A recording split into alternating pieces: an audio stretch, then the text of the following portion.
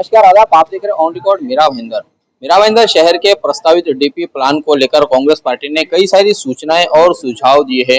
किस तरह की ये सूचना और सुझाव है, इसकी जानकारी देते हुए आज एक्स एमएलसी मुजफ्फर हुसैन ने एक पत्रकार परिषद में बताया कि मीरा भाईंदर महानगर पालिका का क्षेत्र का महानगर पालिका बनने के बाद पहला ड्राफ्ट डेवलपमेंट प्लान पब्लिश किया गया है, जिसमें पॉपुलेशन की डेंसिटी 2011 की 8,09,000 बताई गई है और उसके बाद में 2037 तक के मिनिमम, मीडियम और हाईएस्ट कितनी होगी वो 22 लाख से लेके 36 लाख बताई गई है। तो ये डेवलपमेंट प्लान में जो कंसीडर किया गया है वो 22 लाख लोक संख्या कंसीडर करके डेवलपमेंट प्लान का नियोजन किया गया है।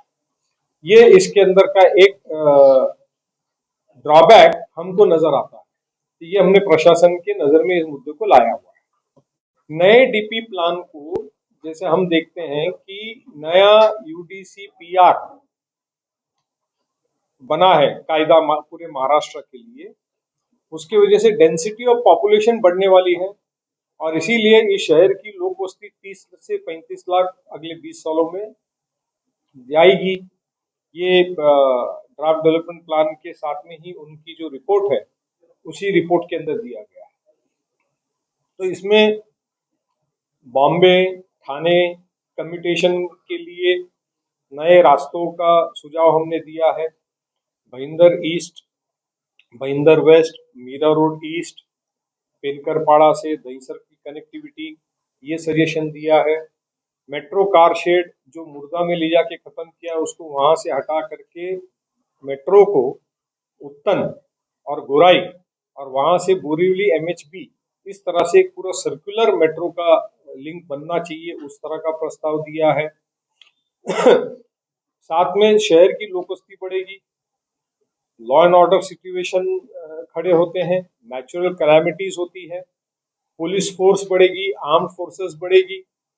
तो पुलिस के लिए नया headquarter, parade ground, police quarters का प्रावधान होना चाहिए, उसका सुझाव दिया है।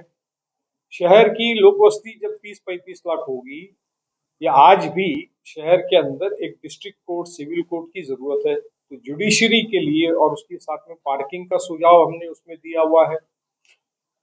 अंधेरी से लेके तो पालघर अभी मनोर हाईवे पे एक ट्रोमा हॉस्पिटल 200 बेड का बन रहा है गवर्नमेंट ऑफ महाराष्ट्र का। उसी तरह से मीरा भाईंदर के अंदर हाईवे पे लागत एक ट्रोमा सेंटर हॉस्पिटल का सुझाव हमने उसमें दिया है। मेट्रो दहीसर चेक नाके से लेके तो भाईंदर ईस्ट एंड वेस्ट और मीरा रोड, यहाँ पर मेट्रो से प्रवास करने वाले लोगों की कार पार्किंग, बस parking, rickshaw parking, scooter parking का प्रावधान करने की जरूरत है, वो सुझाव हमने दिया है। इस शहर में 10,000 पेट्स हैं, बर्ड्स हैं, डॉग्स हैं, कैट्स हैं, पेट एनिमल्स हैं। उसके बरियल ग्राउंड की व्यवस्था इस शहर में नहीं, उस वेटरनरी हॉस्पिटल की व्यवस्था इस शहर में नहीं है। एबेटोर जिसे कत्तलखाना कहा जाता है, जो उत्तन में है, जहां पे अभी लोक बस्ती हो गई है, तो उसको वहां से हटा करके ये vet burial ground, veterinary hospital और एबेटोर, ये एक जगह पे लोक बस्ती से शहर से दूर का नियोजन करने की जरूरत है। ये सुझाव हमने दिया है। पुलिस का दिया, जुडिशरी का दिया, पार्किंग का दिया, मेट्रो का दिया। शहर के अंदर मीरा भाईंदर 12 जून 1985 में नगर परिषद से नगर पालिका बनी, अपना ग्राम पंचायत से नगर पालिका बनी, 91 में नगर परिषद बनी, 97 में डीपी प्लान प्रारूप विकास आराखड़ा पब्लिश हुआ, 2002 में उसका डीसी रूल बना, 2007 में उसका फाइनल डीसी रूल बना और अभी तो नया कॉमन यूडीसी पीआर लागू होने वाला है, जिसके वजह से रीडेवलपमेंट बिल्डिंग्स होने वाली है। Bhayander east, west, Mira road, Penkarpada, Shantinagar, Sheetal Nagar, काफी जगहों पे जो ग्राम पंचायत और नगर परिषद के टाइम बिल्डिंगें बनी है, वहां पर इंटरनल रोड्स जो है, जो ग्राम पंचायत के टाइम पे थे या नगर परिषद के टाइम पे थे, जो लेआउट के अंदर खाली 9 मीटर के रोड थे, तो नए यूडीसी पीआर के कायदे के तहत मिनिमम 12 मीटर का रास्ता चाहिए, 15 मीटर का रास्ता चाहिए, 18 मीटर, 30 मीटर, 45 मीटर चाहिए। तो ये सुझाव हमने दिया है कि ये नए डीपी रोड्स इन इलाकों में मार्क करना जरूरी है, अन्यथा इन इमारतों का विकसित होना, डिलिपेटेड बिल्डिंग का, या उन इलाकों को वापस रीडेवलप करना ये पॉसिबल नहीं होगा। तो वो इन सारे इलाकों के अंदर आपने डीपी रोड्स मार्क करना चाहिए, जिसका बेनिफिट लोगों को मिलेगा। और उसी के साथ में जो आरजी के ग्राउंड्स हैं जिसपे सिर्फ ग्रीन मार्क किया हुआ है लेकिन आरजी लिखा नहीं है, तो उसे आरजी वहां पे उसका उल्लेख करना चाहिए ताकि वो आरजी वहां से कोई शिफ्ट ना कर सके। ये तो हाँ, शहर के अंदर जैसे नेचुरल डिजास्टर कैलामिटीज होगी तो फोर्सेस को आने के लिए या मेडिकल सप्लाई के लिए या फूड एंड सिविल सप्लाई के लिए या वीआईपी मूवमेंट्स के लिए शहर में कम से कम 4 हेलीपैड्स होना जरूरी है। हमने देखा देश के अंदर जब भी कहीं भी किसी शहर में लॉ एंड ऑर्डर प्रॉब्लम होती है या नेचुरल डिजास्टर होता है, कैलामिटी होती है, तो एयरलिफ्ट करना पड़ता है। आर्मी, नेवी, एयरफोर्स, ये जो है सब हेलीकॉप्टर चॉपर से आते हैं जाते हैं। तो शहर में इस तरह के 4 हेलीपैड्स होना जरूरी है। ये तकरीबन 10 से 12 लाख लोक संख्या का फर्क है, क्योंकि जो प्लान बनाया गया है वो 20 लाख की लोक संख्या के आधार पे बनाया गया है, ऐसा हमको लगता है, 22,86,000। और जबकि मैक्सिमम लोक संख्या इस उनके ही रिपोर्ट के अंदर 36 लाख दिखाई गई है, मिडिल में 30 लाख दिखाई गई है। तो हमने ये कहा है कि कम से कम 30 लाख को ग्रहित धर के नियोजन करना। हमने कहा ना वो मेट्रो कार शेड वहां से हटाना चाहिए, क्योंकि आप जब लिंक बनाओगे तो ऑटोमेटिकली कार शेड वहां बनाने का मतलब नहीं आता है ना आपको। मेट्रो कार शेड बनेगा कहीं भी बनेगा, फिर वो गोराई में बनेगा, बोरीवली के एरिया में बनेगा, मुंबई के लिमिट में बन सकता है, कहीं भी बन सकता है ना, क्योंकि हमको कंटिन्यू चाहिए। हमको वहां कार शेड लिया करके स्टॉप नहीं करना है।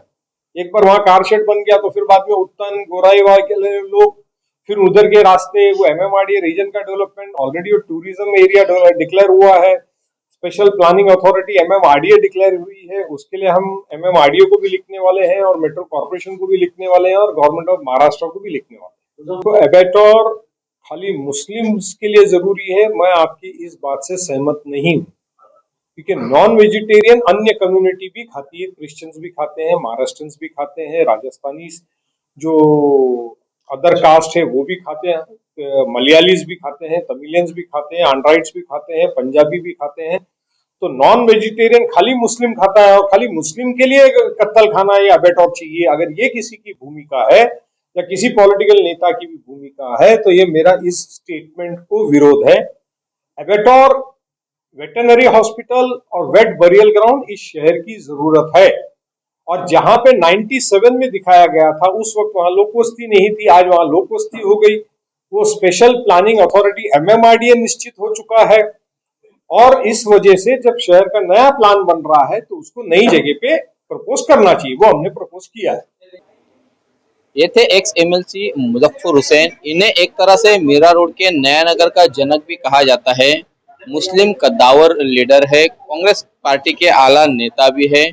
इन्होंने आज जिस तरह से सुझाव दिए हैं उसको देखते हुए भविष्य में मीरा भाईंदर शहर में जो नया डीपी प्लान अमल में लाया जाएगा, उस प्लान में शहर में जब कोई इमरजेंसी की हालत पैदा हो जाती है, चाहे वो नेशनल डिजास्टर कैलेमिटी हो या नैसर्गिक आपत्ति हो, उस दौरान शहर से एयरलिफ्ट करने के लिए कोई प्रावधान नहीं किया गया है इस डीपी प्लान में।